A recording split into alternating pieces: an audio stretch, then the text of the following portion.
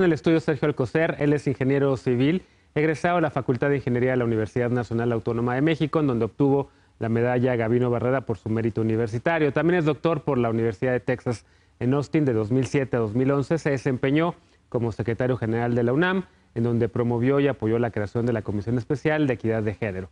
Posteriormente fue subsecretario para América del Norte de la Secretaría de Relaciones Exteriores. Sergio, bienvenido a Nueva Cuenta a Foro Global. ¿Cómo estás? Genaro, muy buenas noches. Muchas gracias. Muy bien, muchas gracias. Gracias por acompañarme hasta ahora. Sí. Y bueno, ¿por dónde empezamos? Hay creo que tres temas por donde podemos analizar el discurso de Trump.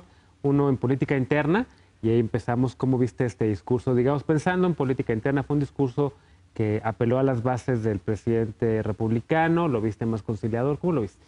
Yo diría que fue un discurso muy consistente con lo que es Trump, ¿no? Primero que nada hay que recordar que Trump es una persona narcisista, es una persona que le gusta ser el centro de la atención, lo logró en varias ocasiones.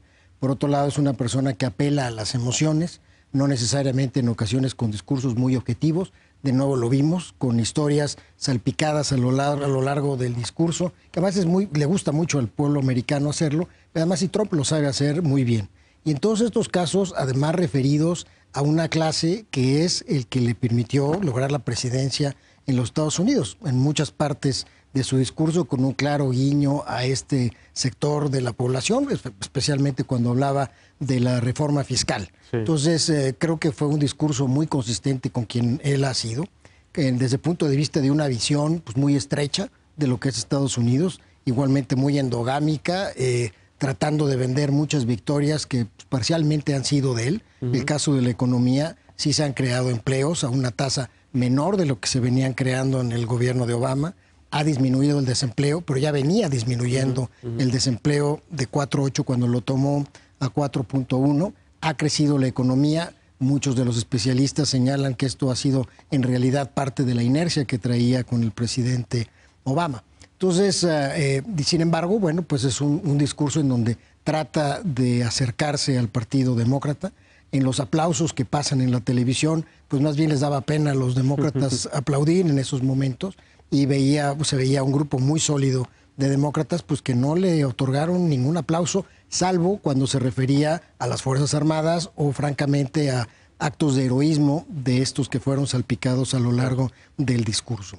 En política interna eso. Y yo vi a los republicanos muy felices aplaudiéndole al presidente, parándose en un año electoral, ¿no? Hay elecciones en noviembre y los números del presidente Trump no están tan bien.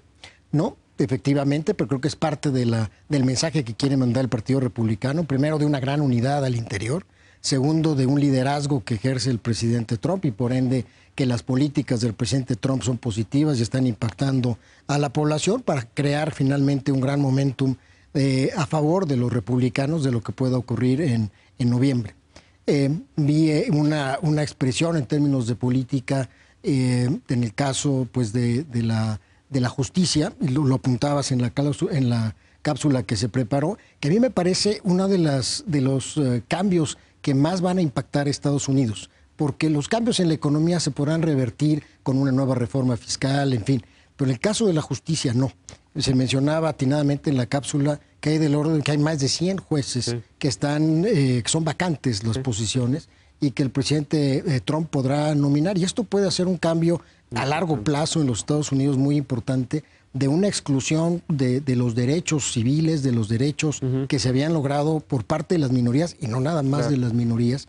Y ese me parece que es, dentro de todo este ruido que hay en la presidencia del presidente Trump, quizá uno de los cambios más peligrosos para un país tan abierto y tan líder como había sido en los últimos años de estos cambios. Hoy en México se esperaba que, bueno, había el temor de que Donald Trump denunciara el Tratado de Libre Comercio de América del Norte en este discurso del Estado de la Unión. No pasó. Había el temor también de que hablara muy fuerte en contra de México, que volviera a pedir que México pagara por el muro. Mencionó a México una vez nada más. Lo mencionó efectivamente cuando menciona el cambio de una planta de automóviles de México a los Estados Unidos, que además es igualmente otra verdad a medias, porque efectivamente la empresa traslada parte de sus operaciones a Estados Unidos, pero deja otra parte de sus operaciones en México, si no me equivoco, en Saltillo. Entonces, es simplemente una verdad a medias cuando se refiere a la recuperación del control de las negociaciones de los tratados de libre comercio. de que fueran justos y recíprocos. Efectivamente, yo anticipaba que fuera a decir algo del Tratado de Libre Comercio, cosa que no hizo, pero que probablemente lo había ya decidido desde Davos, porque en Davos hace un guiño de nuevo al TPP. Claro. Incluso tratando de reunirse con el TPP-11 o de volver a ser parte del TPP, señalando que pues es una oportunidad de volver a revivir el TPP-11 y hace un guiño de que los Estados Unidos puedan participar. Pareciera que ha entendido que el problema del comercio de Estados Unidos con el mundo no pasa con estos países, no pasa con México y Canadá finalmente, sino que pasa con sus rivales, que así los menciona claramente, que son China y Rusia, y muy particularmente en el caso comercial con China. En el contexto además de que 30 senadores le entregaron una carta defendiendo los méritos y los logros del Tratado de Libre Comercio de América del Norte, ¿no? Esta semana también. Oye, México también, en lo concerniente a migración, hubo un discurso por parte de Trump en donde volvió a mencionar sus puntos o su visión sobre la migración como un tema vinculado con el crimen, como un tema de seguridad, etcétera, etcétera. La oferta que hace de un plan migratorio que incluya la legalización o el camino a la legalización de un grupo de 1.8, me parece, de personas sin documentos, ¿cómo lo ves? Yo lo veo todavía una posición muy tímida. Son 4 pilares que en realidad, desde un punto de vista de un ingeniero, pues serían como columnitas y pilares un poco más grandes. Cuando habla de lograr que la ciudadanización o el camino hacia la ciudadanización, pues se queda corto, porque en realidad el potencial de los famosos Dreamers que pudiesen acogerse a esta medida es del doble de ese 1.8, de acuerdo con datos del Instituto de Política Migratoria. Entonces, en realidad es un guiño a medias para una población que parece ser que está siendo utilizada para una negociación de 25 mil millones de dólares para construir un muro. Por otro lado, otro de los puntos que él señala es la eliminación de esta lotería de las visas que se otorgan de manera aleatoria. Son 50,000 visas. O bien las visas de reunificación familiar, que son del orden de 300,000 visas, que sumadas esas 300,000 con las 50,000 anteriores, son apenas la tercera parte de todas las tarjetas verdes o estas visas que se otorgan por parte del gobierno americano. Entonces, en realidad, no está resolviendo de fondo el problema de la migración. Y si bien suena muy atractivo que la migración estuviese basada en méritos, como podría ser atraer al gran talento que le permite a Estados Unidos innovar y ser más competitivo, pues los estudios indican que estos visas con base en la relación familiar cada vez estaban trayendo a personas con mayores méritos. Sí. Entonces, el disminuirlas o cancelarlas justamente va en contra de lo que él está planteando. Y efectivamente, el término del fortalecimiento o el tema del fortalecimiento de la frontera, pues de nuevo apela al muro, si bien no señalando que lo pagaría México. Yo creo que ese ya es un tema que está atrás y bueno, pues claramente apelan a los 25 mil millones de dólares que a cambio de los Dreamers le apoyarían con los demócratas, con además un fortalecimiento de las fuerzas de seguridad en donde hay un problema estructural muy serio en los Estados Unidos, porque por cada 5 policías fronterizos que son contratados, pierden 9. Y esto toma 9 meses en la capacitación. Entonces, no es un proceso tan sencillo, están teniendo muchos problemas en esto. Entonces, yo creo que hay una serie ahí de vacíos, de huecos que no se van a lograr cumplir, y me parece que lo que se está ofreciendo a cambio de esa regularización de 1.8 millones es muy poco. Es poco, ¿no? Y viene una negociación de cara al 8 de febrero, ¿no? Porque hay un límite ahí con el tema del presupuesto. Sí es. Y otras se tienen que poner de acuerdo para volver a evitar un segundo cierre del gobierno federal. Me queda un par de minutos. El mundo. ¿Qué destacarías del discurso de Donald Trump?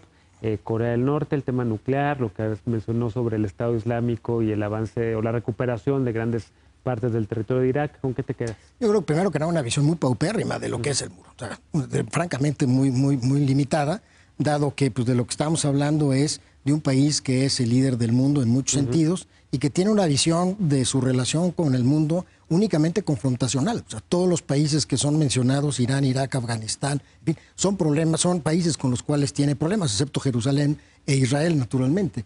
Pero bueno, fuera de eso, en realidad todo iba alrededor de los conflictos y no de los grandes retos, de los grandes problemas, de las grandes ambiciones de la humanidad. Y además me parece que el cierre del discurso pues es igualmente un cierre muy poco afortunado, ¿no? El poder equiparar a la libertad con una serie de monumentos, como es el Capitolio, pues me parece igualmente algo muy estrecho, especialmente cuando uno lamentablemente estaba acostumbrado a un discurso como los de Obama, muy profundos, mucho más reflexivos, mucho más emotivos, mucho más intelectuales que lo que vimos en esta ocasión. Naturalmente, por eso dije que es consistente.